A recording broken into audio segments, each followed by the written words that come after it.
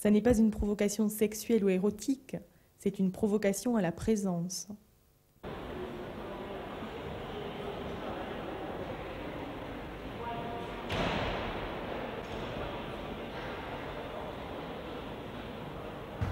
Dans l'utilisation que je fais du miroir, c'est la distance qu'il permet de donner au regard. Vision chaotique du monde. Collage, déchirure, ouverture, débris, rognure. J'ai voulu me décaler un peu de cette simplement monstration d'un dessin pour un dessin, pour ne pas être dans un jeu d'académisme, parce que là, on est automatiquement sanctionné, et puis ça ne m'intéresse pas. Bouleversé, dérangé, invité à éprouver.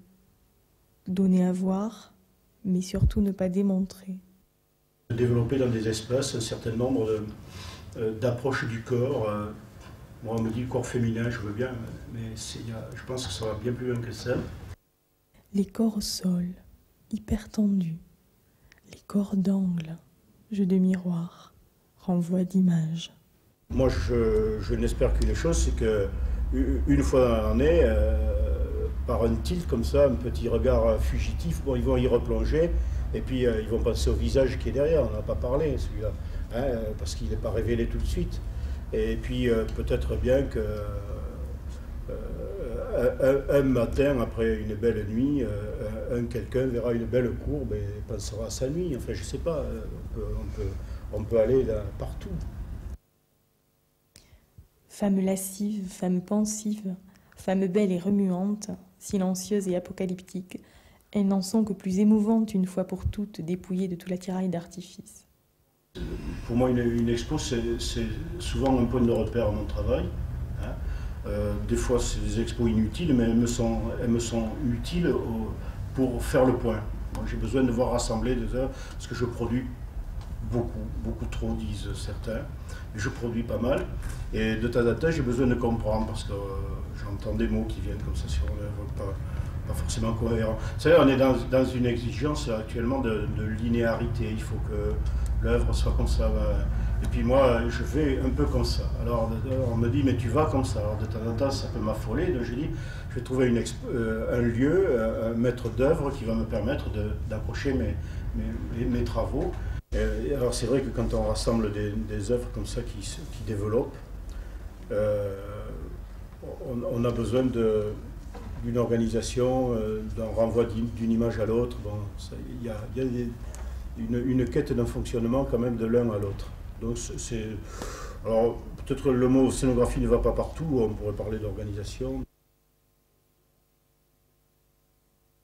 La douleur, le plaisir, le chagrin, la violence, la plénitude, la lassitude, l'effroi, autant d'émotions qui défilent sous nos yeux, se confondant les unes aux autres pour nous rappeler à quel point l'âme humaine est capable de complexité et de confusion dans ce qu'elle éprouve et laisse entrevoir sur son corps.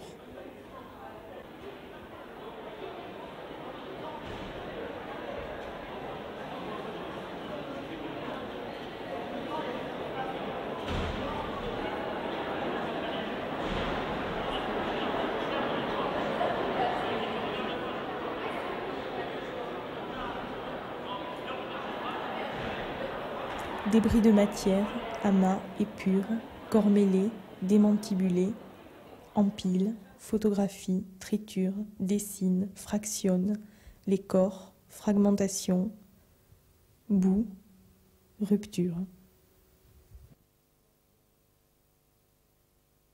L'envers et l'endroit, le plein et le creux, la lumière et l'obscurité, le sexe et la mort, la jubilation et la désespérance, le cri et le silence, l'amour, le sommeil, l'abandon, la révolte,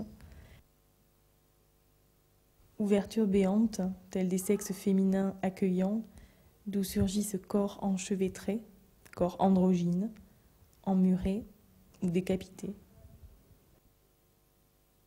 Fantasmes, désirs, jeux inquiétants et déroutants, lien indispensable de l'intérieur avec l'extérieur. Espace périssable, douloureux. L'extrêmement vivant, l'extrêmement violent. Quoi de plus vrai, de plus essentiel que le corps?